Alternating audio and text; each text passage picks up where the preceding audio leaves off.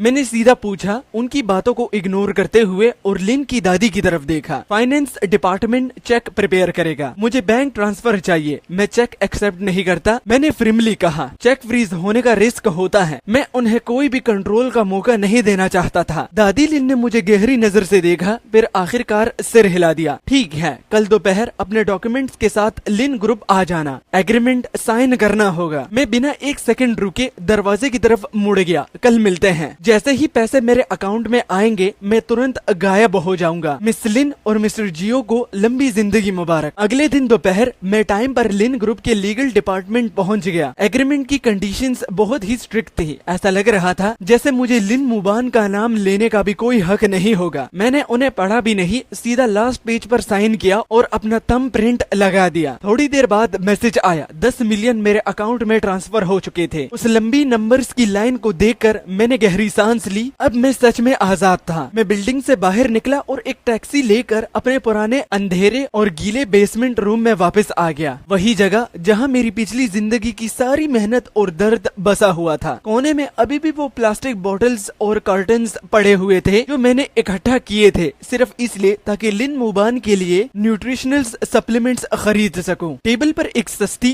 टूटी हुई ग्लास की कप रखी थी, जो मुझे तब मिली थी जब मैंने अपने बाप की दी हुई आखिरी पुरानी घड़ी गिरवी रखकर उसके लिए दवा ली थी। मेरी पिछली जिंदगी में जब लिन मुबान अपनी फैमिली के पास वापस गई थी, तो वो यहाँ से कुछ नहीं ले गई सिवाय इस कप के। उसने रोते हुए आंखों से कहा था कि ये हमारी मुश्किल भरी जिंदगी की निशानी है, लेकिन बाद में मुझे पता चला कि वो इसे सिर्फ जियो को दिखाने के लिए ले गई थी, ताकि वो अपनी लो क्लास सफरिंग दिखाकर उसकी सिंपैथी ले सके। मैंने वो ग्लास कप उठाया, सीधा डस्टबिन के पास गया और बिना हिचकिचाहट के उसे छोड़ दिया। क्रैश की आवाज के साथ ग्लास टुकड़ों में टूट गया। कचरा कचरे में ही अच्छा लगता है। उसी वक्त मेरे कमरे का पुराना जंग लगा दरवाजा जोर से खुल गया। लिन मुबान दरवाजे पर खड़ी थी, नाक को हाथ से कवर किए हुए, चेहरे पर साफ घिन लिखी हुई। उसके पीछे जियो खड़ा था, अपने सफेद रुमाल से हवा करते हुए। हाँ, सच में तुम यहाँ छुपे हुए हो इतनी घटिया जगह पर। लिन मुबान के हील्स सीमेंट के अनइवन फ्लोर पर टक टक कर रहे थे। ये स्मेल तो गटर से भी ज्यादा डिस्गस्टिंग है। जियो ने बाएं सिकुड़ते हुए अपनी सुपीरियर टोन में कहा, मिस्टर गियो, तुम कभी अपनी चीप नेचर से बाहर नहीं आ सकते।